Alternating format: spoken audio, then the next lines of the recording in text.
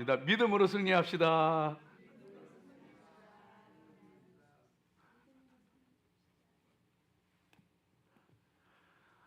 안티오쿠스 에피파네스, 북왕국 시리아의 왕이 거짓과 악행으로 왕이 되었는데, 그 후에 남왕국 애굽과 여러 차례에 걸친 전쟁을 하였습니다. 오늘 말씀 가운데는 그 가운데서 이제 특별히 3차, 4차 애굽과의 전쟁을 기록하고 있고, 또 그것을 통해서 그가 어떻게 하나님을 모독하고 대적하고 또 하나님 백성들을 짓밟을 것인가 하는 그런 것에 관한 예언의 말씀이 나와 있습니다. 그리고 그가 어떻게 또 죽을 것인가 하는 그런 그 예언의 말씀이 오늘 말씀 가운데 나와 있습니다. 앞서서 우리가 살펴봤던 것처럼 안티오쿠스 에피파네스가 시리아의 왕으로 집권하는 것, 그리고 애국과의 1차, 2차 전쟁을 치르는 것, 그것도 모두 역사 속에서 그대로 이루어졌습니다. 그대로 이루어졌습니다. 그리고 오늘 들려주신 이 예언의 말씀, 3차, 4차에 걸친 애국과의 전쟁, 그리고 하나님의 백성들을 핍박하는 것, 그러다가 갑자기 죽게 되어지는 것, 이것도 역사 속에서 그대로 다 이루어졌던 것을 보게 됩니다. 역사적인 그 사실들을 우리가 조금 더 살펴보면은요, 이 안티오쿠스 에피파네스는 그 애굽과의 그 2차 전쟁을 마치고 이제 시리아로 돌아갈 때에 예루살렘을 거치게 됩니다. 예루살렘을 거치게 되는데, 그 예루살렘에 거치면서 예루살렘과 유대 백성들에게 끔찍한 그런 그 만행들을 저질렀습니다. 이 에피파네스는 앞서 말씀드렸던 것처럼 로마에 그 14년 동안 볼모로 잡혀가 있었던 사람이에요. 그랬다가 이제 그 속임수와 악행으로 시리아의 왕이 되어지는데, 그렇기 때문에 로마에서 그 자기가 경험한 그 로마 그리고 헬라 문화, 이런 거에 압도되었던 사람이에요. 그래서 그 엄청난 헬라 문화에 압도되고 심취되어서 나라의 왕이 되고 나서도 시리아 제국에 전부 헬라화 정책, 헬라화 시키는 그런 정책을 펼쳤던 사람이 안티오쿠스 에피파네스가 되어집니다.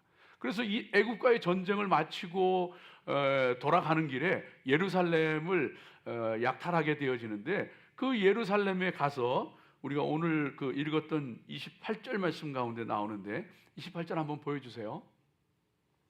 네, 한번 같이 읽어봅니다.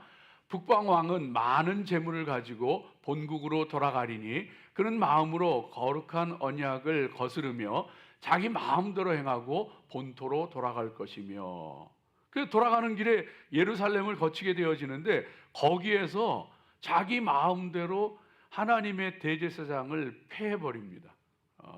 그래서 우리가 앞서 그 살펴보았던 것처럼 집권할 때도 오니아스 3세 대제사장을 자기 마음대로 야손 제사장으로 바꿔버렸잖아요. 근데 그 야손 대제사장, 자기가 세운 야손 대제사장은 이 안티오쿠스 에피파네스에 동조해가지고 헬라화 정책에 적극 동조했던 사람이거든요. 그래서 야손 대제사장으로 바꿨었는데, 이제 올라오게 되어지면서 그 사람을 다시 메넬라우스라고 하는 사람으로 대제사장을 바꿔버립니다. 이 메넬라우스는요, 레위 지파 사람이 아니에요.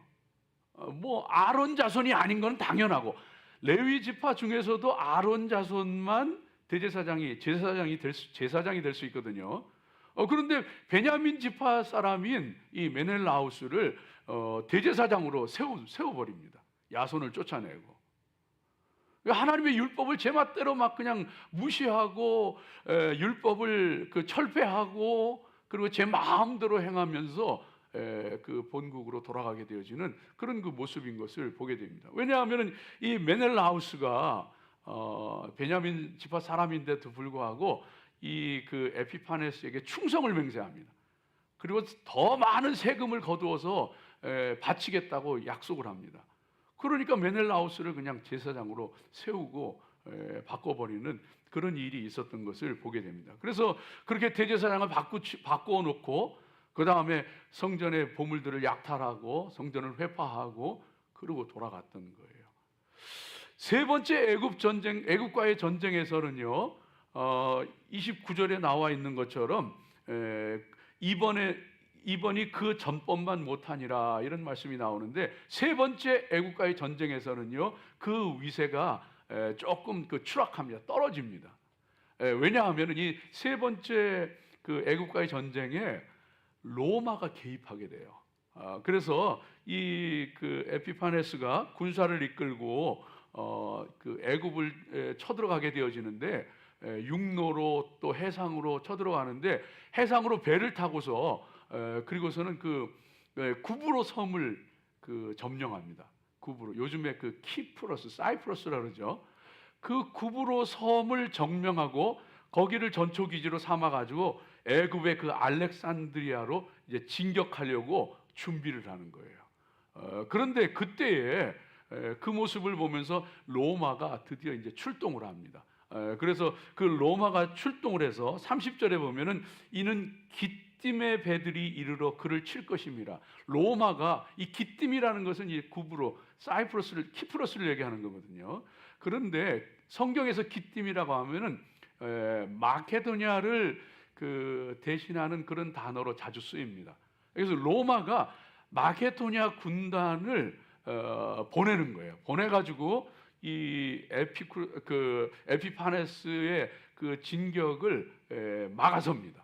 막아서게 되어지는데, 그렇게 되어지자 이 에피파네스가요 로마 앞에서 길을 쓰지 못하는 거예요. 무슨 일이 있었느냐 하면은 그 사절로 보냄받았던 로마의 그 사절로 보냄받았던 사람이 포필리우스 레나스라는 장군인데, 이 포필리우스가 어떻게 했냐 하면은 에피파네스를 만나서는 그 해변 모래 위에다가 동그랗게 에피파네스를 둘러싸고 원을 그립니다. 원을 그리고는 네가 이 원을 벗어나기 전에 애굽을 침략하지 않고 돌아가겠다고 약속을 해라. 그러니까 이게 협박을 하는 거예요. 근데 이 원을 벗어나기 전에 우리가 애굽에서 물러나서 본국으로 돌아가겠다 그 소리 안 하면은 이제 너는 죽는다는 얘기거든요. 이런 협박 비슷한 말에 결국은 그 위세에 눌려가지고 그리고는 이제 본국으로 돌아가게 됩니다. 돌아가면서 약이 바짝 오른 거예요. 다시 또 예루살렘을 약탈하고 침략하는 말씀이 그 30절 이하의 말씀 가운데 쭉 펼쳐서 나옵니다. 펼쳐서 나오는데, 거기에 보게 되어지면은요 하나님의 언약을요 깨트리고 거룩한 언약을 무시하고 그리고 악을 행하고, 그래서 하나님의 율법을요 폐해버리고, 그 율법을 지키는 사람은 다 죽임 당하게 만들고 사형시키고, 그리고 성전의 보물들을 약탈하고, 자기의 명령을 따르지 않는 사람들을 다 학살하는데, 그 당시 학자들의 얘기에 의하면은 유대에 10만 명 유대인들이 학살당했다 그래요. 끔찍한 대학살을 저지르고, 그것도 모자라서 자기를 신이라고 세웁니다. 그리고는 하나님의 성전에다가 번제단 있는 자리에다가 제우스 신상을 본딴 자기 신상을 만들어 가지고 그걸 세우고는 거기에다가 예배 드려라, 제사 드려라.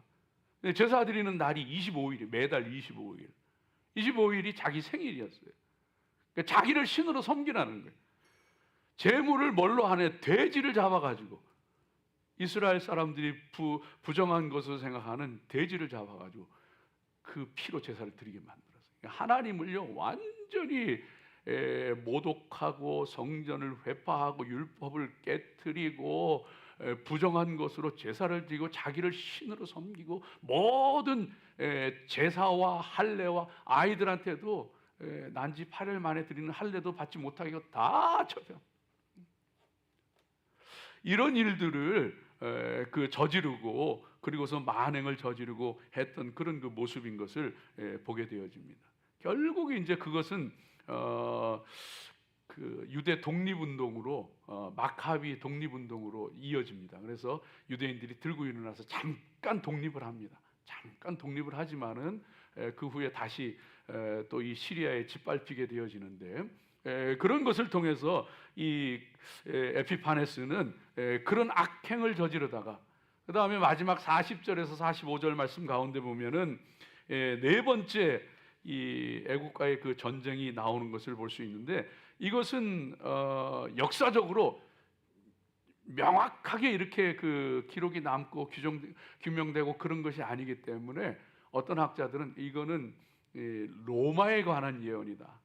또 어떤 학자들은 이것은 그 사라센 제국에 관한 더 훨씬 후대에 주후 700년경에 그 사라센 제국에 관한 그런 그 예언이다, 이렇게 그 해석하는 사람들도 있습니다. 그러나 어찌되었건 간에 그런 것을 통하여서 이 그 안티오쿠스 에피파네스가 다시 그 애국과의 전쟁을 벌이고 돌아오는 길에 진을 치게 되어지는데, 그 진을 치는 것이 지중해와 그 바다와 예루살렘 근처에 그 배를 장막을 치게 됩니다. 그래서 45절 말씀 가운데 보면 그가 장막 궁전을, 전쟁 치를 때 치는 그 장막이죠. 장막인데 왕이 거하는 궁전이에요. 장막 궁전을 바다와 영화로운 거룩한 산 시온산 사이에 세울 것이나 그의 종말이 이르리니 도와줄 자가 없으리라. 갑자기 죽게 됩니다. 예루살렘 근처에다 장막 궁전 진을 치고서 있게 되는데, 예루살렘을 또 짓밟으려고 그러는데 갑자기 죽게 됩니다. 하나님이 진노하신 가운데. 그리고서는 이제 그 최후를 맞이하게 되어지는 그런 그 모습인 것을 보게 됩니다. 오늘 이런 그 역사적인 배경을 가지고서 우리가 하나님 말씀을 같이 좀 살펴볼 텐데요. 첫 번째로 우리가 오늘 이 말씀 가운데서 분명히 기억해야 될 것이, 또 붙잡아야 될 것이 뭐냐 하면은, 우리 믿음의 사람들은, 성도들은 언약을 굳건하게 붙잡아야 됩니다.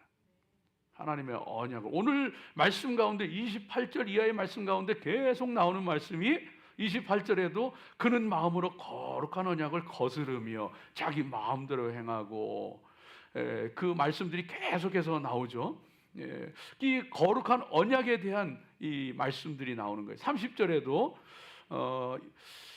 그가 낙심하고 돌아가면서 맺은 거룩한 언약에 분노하였고, 돌아가서는 맺은 거룩한 언약을 배반하는 자들을 살필 것이며, 이런 그 거룩한 언약. 또 32절에 보면 그가 또 언약을 배반하고 악행하는 자를 속임수로 타락시킬 것이나 오직 자기의 하나님을 아는 백성은 강하고 용맹을 펼치리라. 이런 말씀이 계속 거룩한 언약, 거룩한 언약. 율법을 가리키는데 그 율법을 폐해버렸다는 거죠.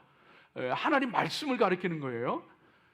여러분, 그래서 오늘 본문 말씀 가운데 하나님의 말씀을, 거룩한 언약을 배신하는 사람들, 그 하나님의 거룩한 언약을 미워하는 사람들, 그런 사람이 있는가 하면은 그 하나님의 거룩한 언약을 지키는 사람들, 그 하나님의 거룩한 언약을 가르치는 사람들, 계속해서 그 말씀 가운데 계속해서 나오는 것을 볼 수 있죠. 그래서 이런 사람들로 나뉘어져 있는 것을 오늘 성경 말씀이 우리 가운데 들려주고 있습니다. 저와 여러분은요, 하나님 앞에 하나님의 거룩한 언약, 하나님의 약속의 말씀을 굳건하게 지키며 살아가는 그런 그 성도들로 굳건하게 서야 할 줄로 믿습니다. 여러분요, 우리 이 믿음의 사람들이요, 그래서 그런 면에서 하나님 앞에 정말로 하나님의 말씀이 내 생명보다 귀하다 하는 것을요, 굳건하게 붙잡아야 돼요. 그 사람이 삽니다. 근데 그 하나님의 언약을 부인하고 배신하고 미워하고 하는 사람은 다 멸망하게 되어져 있습니다. 그래서 그 율법을, 하나님의 거룩한 언약을 철폐하고 짓밟는 그 안티오쿠스 에피파네스에 대해서 이 마카비라는 사람이 독립운동, 그 시리아의 이 그 독립운동을, 그 항거운동을 펼치게 되어집니다. 그런데 그 전에 뭐가 있었느냐 하면은 마카비 독립운동이 생기기 전 바로 전에 하나님의 거룩한 언약을 붙잡고 목숨 걸고 그 언약을 지켰던 사람들이 있어요. 오늘 말씀 가운데도 나오죠. 이 사람들은요, 역사적으로 하시딤이라는 사람이에요. 하시딤. 하나님의 율법을 폐하고 짓밟고 그리고 그 우상을 세우고 거기다 제사 드리고 부정한 돼지로 제사 드리고 막 이런 일들이 일어날 때 하시딤이 목숨 걸고 하나님 언약을 지킵니다. 그리고 그 사람들이요, 자기만 지키는 것이 아니고 그 하나님의 말씀을 가르칩니다. 하나님 말씀을 그 하나님의 말씀을 가르치고 그 하나님의 말씀을 그 증거하면서 살아가게 되었습니다. 32절 말씀, 33절 말씀 우리 한번 같이 한번 읽어보죠. 32절, 33절 같이 읽습니다. 그가 또 언약을 배반하고 악행하는 자를 속임수로 타락시킬 것이나 오직 자기의 하나님을 아는 백성은 강하여 용맹을 떨치리라. 저기 자기의 하나님을 아는 백성, 이게 하나님의 언약을 지키는 사람, 하시딤들을 얘기하는 거예요. 33절 읽습니다. 백성 중에 지혜로운 자들이 많은 사람을 가르칠 것이나 그들이 칼날과 불꽃과 사로잡힘과 약탈을 당하여 여러 날 동안 몰락하리라. 그래서 그들이 지혜로운 자들이고 많은 사람을, 자기만 언약을 지키는 것이 아니고 그 언약을 가르칩니다. 그리고 그들이 칼날과 불꽃과 사로잡힘과 약탈을 당하고 죽임당하게 되어집니다. 수많은 사람들이 죽어가면서도 그 언약을 지키게 되어지는 것을 보게 되어집니다. 여러분, 사랑하는 저와 여러분이 하나님의 말씀, 언약의 말씀을 지키며 살아가는 사람들 되어야 됩니다. 세상이 아무리 변해도, 사람이 아무리 변하여 가도 하나님의 말씀 붙잡는 사람은요, 칼날과 불꽃과 사로잡힘과 약탈을 당할지라도 그들에게는 하나님의 영원한 생명과 하나님의 상급이 그들을 기다리는 줄로 믿습니다. 여러분, 말씀 언약 붙잡고 살아가십시오. 그거 지키며 살아가십시오. 그 말씀을 가르치십시오. 자녀들에게 하나님 이 말씀 가르쳐야 돼요. 내 사랑하는 사람들에게 이 하나님의 언약 말씀 가르쳐야 돼요. 근데 그게 쉽지 않아요. 어쩌면 목숨 내놓는 일인지도 몰라요. 그래서 요즘 아이들한테 무슨 얘기하면은요, 요즘은 달라, 지금 사람들은 안 그래, 이런 얘기를 많이 들어요. 실제로 그렇게 그 아이들이 사는 문화, 그 아이들이 사는 환경, 만나는 사람들 다 그렇기 때문에 요즘은 안 그래, 지금 사람들은 달라. 그럴지라도 정말 하나님의 언약의 말씀, 생명의 말씀 가르쳐야 합니다. 내가 먼저 생명 걸고 하나님 말씀 지키고 그리고 그 언약을 가르치는 믿음의 사람들 되어져야 합니다. 하나님은요, 신실하신 하나님, 약속을 지키시는 하나님이에요. 하나님은 절대로 약속을 변개치 않으세요. 그래서 하나님의 이름은 여호와. 하나님께서 모세에게 나타날 때에 하나님, 누가 나를 이 이스라엘 백성들에게 보내서 왔느냐고 하면 제가 뭐라 그럴까요? 나는 스스로 있는 자다. 나는 나다. I am who I am. 그러면서 여호와 하나님, 그때 아브라함에게도 이삭에게도 야곱에게도 하나님께서 약속은 주셨는데 네 자손을 하늘의 별과 같이 많게 하리라. 너 누운 이곳에, 너 섰는 그곳에, 네가 행하는 그곳에 내가 그 땅을 다 너 자손에게 줄 것이다. 약속은 하셨는데 여호와라고 말씀하시진 않았어요. 그런데 모세에게 나타나서 그 약속을 이룰 것을 분명하게 말씀하시면서 나는 여호와다, 나는 나다, 나는 스스로 있는 자다 말씀해 주신 거예요. 여호와 하나님은 언약을 지키시는 하나님이신 거예요. 그래서 신실하신 그 하나님이 저와 여러분에게 하신 이 귀한 약속의 말씀 반드시 지키십니다. 아담과 하와가 타락했을 때도요, 그들을 에덴 동산에서 추방하시면서도 정말로 가죽옷을 찢어 입히면서 여자의 후손이 뱀의 머리를 상하게 할 것이다.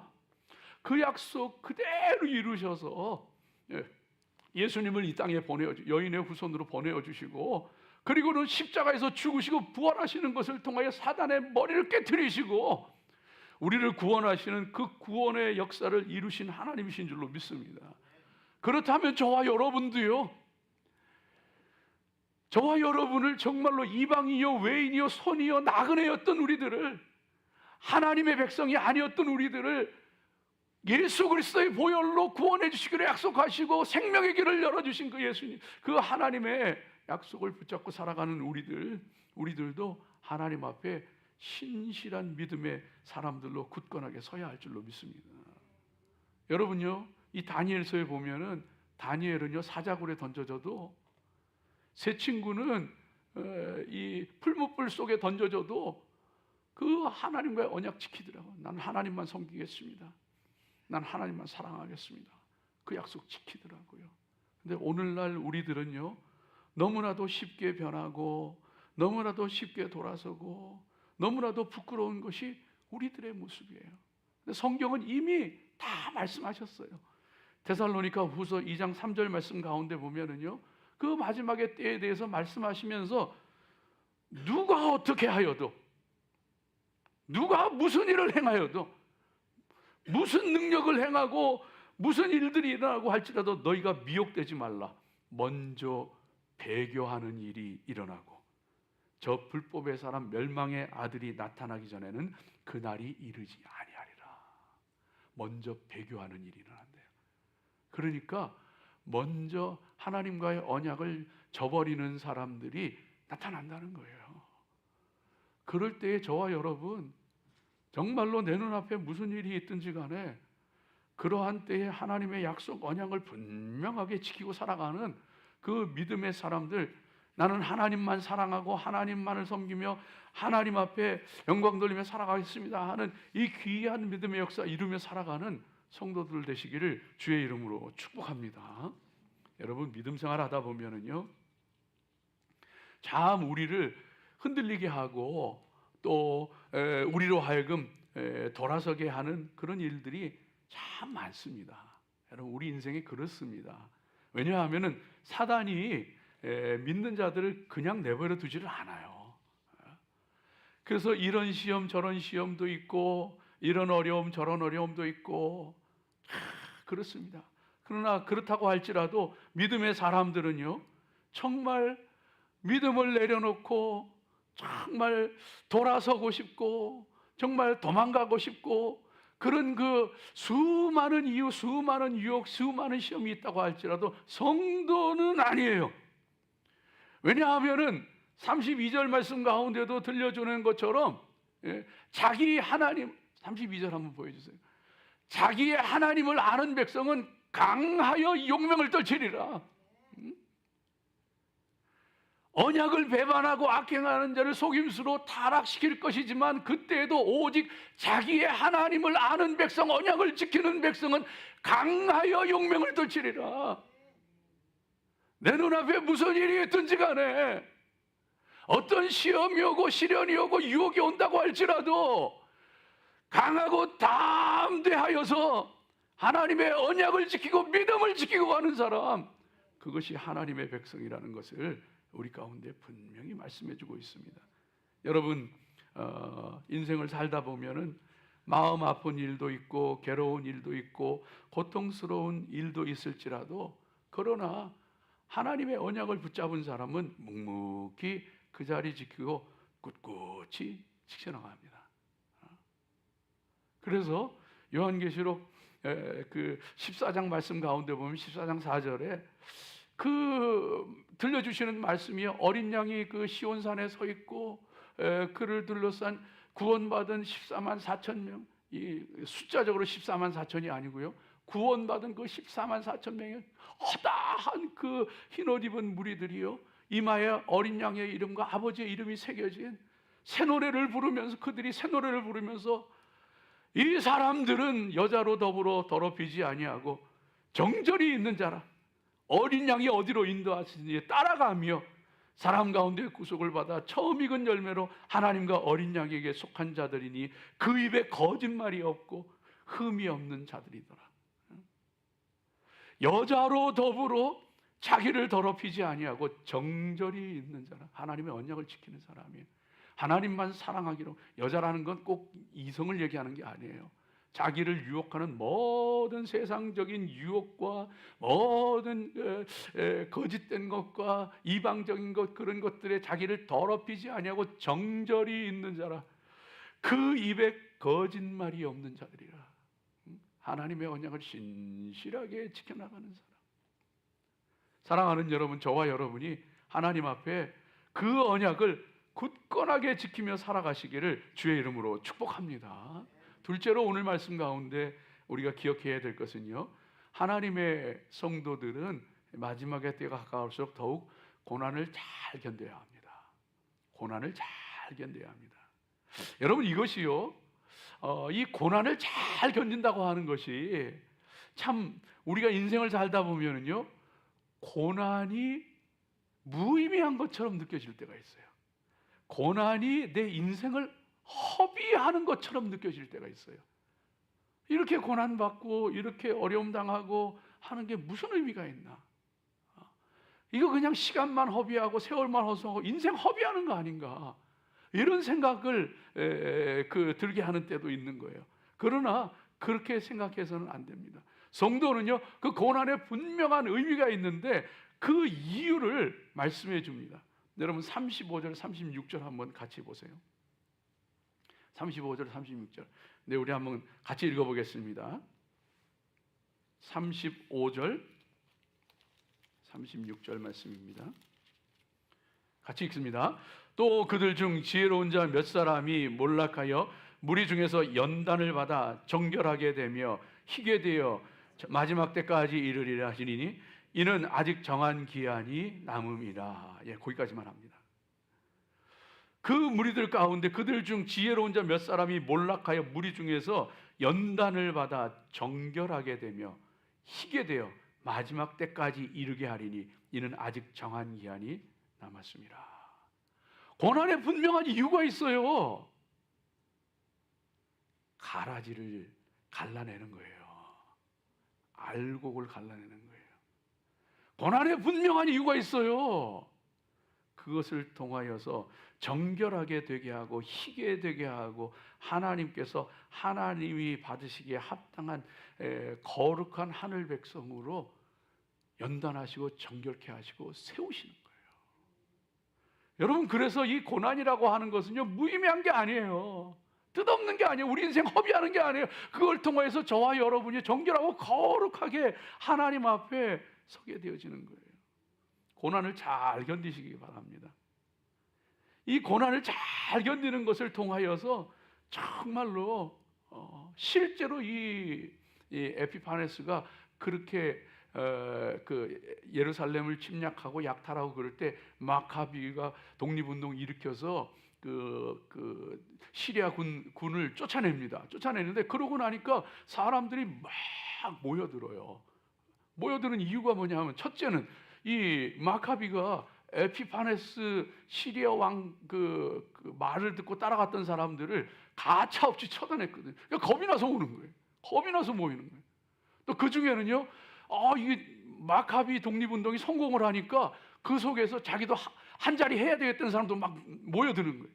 뭐 이렇게 순수한 사람도 있지만 그렇지 않은 사람들은 막 모여드는 거예요. 하나님이요, 그런 것 가운데 다시 그 왕이 쳐들어오는 것을 통하여서 그들 가운데에 그 사람들이 몰락하고 그 사람들이 떨어져 나가고 죽임 당할 때까지 나가고 이러면서요, 막 그걸 정결하게 하는 거예요. 고난을 잘 견디는 성도들 되시기 바랍니다. 고난을 잘 견디면은 인생이 깊어집니다. 신앙이 깊어집니다. 그런데 중요한 것은 아무리 고난을 받아도, 아무리 연단을 받아도 깊어지지 않는 인생이 있어요. 그거는요, 세월만 허송하는 거예요. 그 차이가 어디에 있느냐? 하나님 앞에 고난 받으며 깨닫게 되어지고 돌이키게 되어지고 더 하나님 의지하게 되어지고 그럴 때에는요 그 인생 그 믿음이 깊어집니다.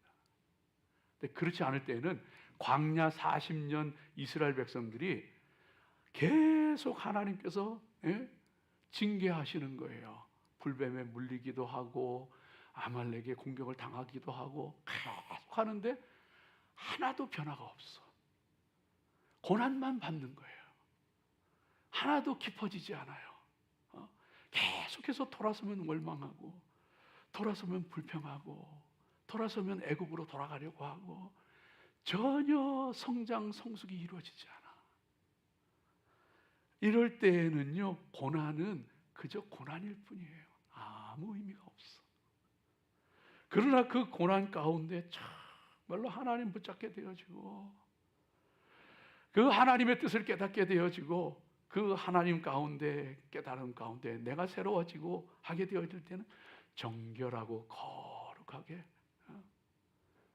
불로 연단한 금보다도 더 귀하게 정결하게 하나님께서 나오게 하시는 것을 보게 되어집니다. 사랑하는 여러분, 저와 여러분이요 이 성경에 보게 되어지면은 참 이런 인물들이 많아요. 참 야곱과 같은 그 인물을 보면은요 하나님이 다듬으실 때 얼마나 참 그 오랜 세월 그런데 나중에 보면은요 요셉이 죽은 줄 알았잖아요.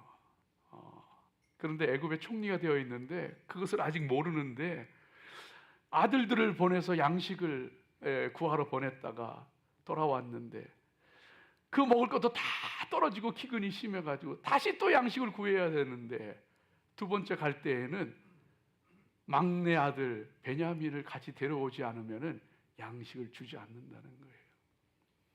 이 아들 못 보낸다. 이 아들 못 보낸다. 나중에는요 야곱이 하나님 앞에 맡깁니다. 하나님 앞에 맡기면서 내가 내 자식을 잃게 되면 잃으리라. 여러분이 놀라운 영적인 변화 성장이 일어나는 거예요.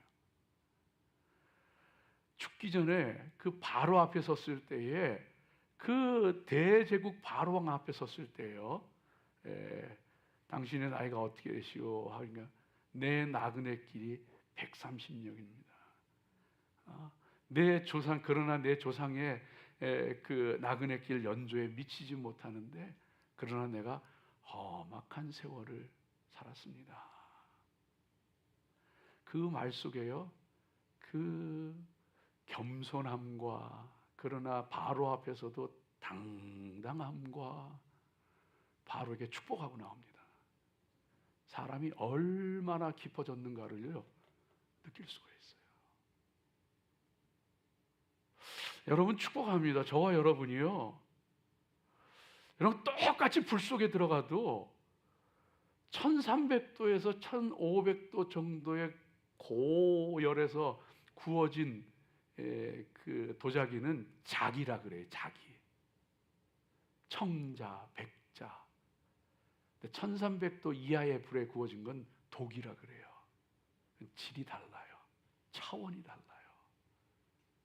똑같이 신앙생활 하는데 독이가 있고 자기가 있더라고요. 깊은 영성의 사람이 되기를 원합니다. 정말로 하나님 앞에 여러분 일본 그 소설가 엔도 슈샤쿠가 쓴 소설이라는 책이 있잖아요. 침묵이라는 소설이 있잖아요. 거기 보면은요 기치지로라고 하는 사람이 나와요. 일본 그 얼마 안 되는 기독교인들한테 예수님 그 얼굴 그거 놓고서 그거 밟고 지나가면 살려주고 밟고 안 지나가면 죽인다. 그래서 많은 사람들이 순교합니다. 근데 이 기치지로라는 사람은 어떤 사람이냐 하면은요 그거 밟고 지나가요. 그리고 사람들이 죽임 당하기 전에 감옥에 갇혀 있을 때 막 울면서 찾아와가지고 내가 잘못했다고 회개하고 그 다음에 풀려나면 또 그런 일이 있으면 또 밟고 지나가요. 그리고 또 돌아와가지고 회개. 와, 인생이 이렇게 가벼울 수 있구나. 사람이 이렇게 가벼울 수 있구나. 믿음이 이렇게 가벼울 수 있구나. 사람도요, 신앙도 명품이 있더라고요. 여러분, 사모합시다. 우리 앞에 무슨 일이 있든지, 우리 앞에 어떤 고난이 있든지, 여러분, 명품 신앙인 되시기 바랍니다. 정말로 그 하나님과의 언약을 지키면서 흔들리지 않고 변하지 않고 그 고난 가운데서 정결하게 거룩하게. 지난 목요일 날 우리 교회에서 감리교 목사님들 같이 모여가지고 박광배 목사님 추도 예배, 일주기 추모 예배 드렸어요. 근데 일주기 추모 예배면 가까운 사람들, 가족들하고 뭐 몇몇 사람 이렇게 모여 예배 드리거든요. 달라스 감리교 목사님들, 또 타교단의 목사님들 많이 오셨더라고요. 우리 교회 꽉 찼어요.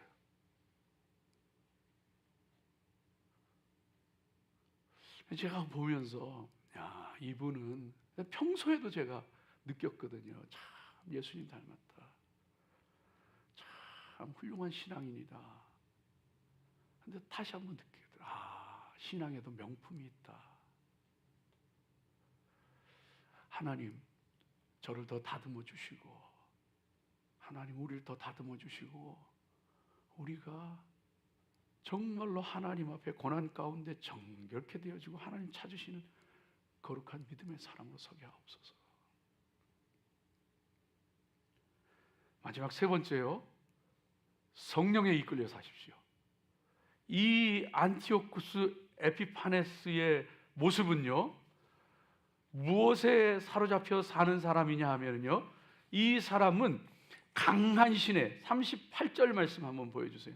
37절 38절 말씀 같이 읽습니다. 37절 38절. 그가 모든 것보다 스스로 크다 하고 그의 조상들의 신들과 여자들이 흠모하는 것을 돌아보지 아니하며 어떤 신도 돌아보지 아니하고 그 대신에 강한 신을 공경할 것이요 또 그의 조상들이 알지 못하던 신에게 금, 은, 보석과 보물을 들여 공경할 것이며, 그리고 그는 이방신을 힘입어 크게 견고한 산성들을 점령할 것이며. 이 사람은요, 세상 신들 다 우습게 하는 거예요. 세상 신들 다 섬기지도 않고 오직 강한 신, 개역 성경에 보면은 세력의 신이라 그래요.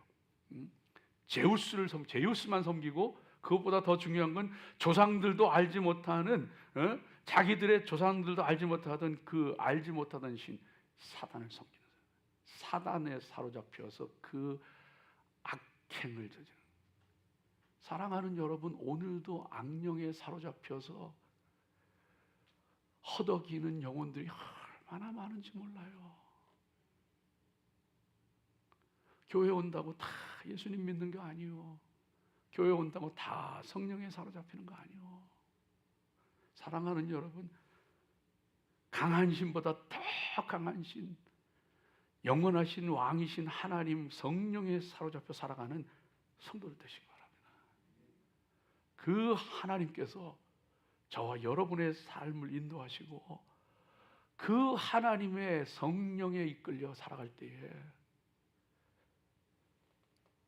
여러분, 성질에 이끌려 살아가지 마시고 성령에 이끌려 살아가세요. 성질 충만하지 마시고 성령 충만하세요. 성령에 이끌려 살아가게 되어질 때에 우리 앞에 고난도 축복이 될 것이고 하나님의 인도하심 가운데 영원하고 참되고 행복한 하나님의 나라로 이 땅 위에서도 그 하나님 나라를 누리며 살아가게 되어지는 줄로 믿습니다. 기도하겠습니다.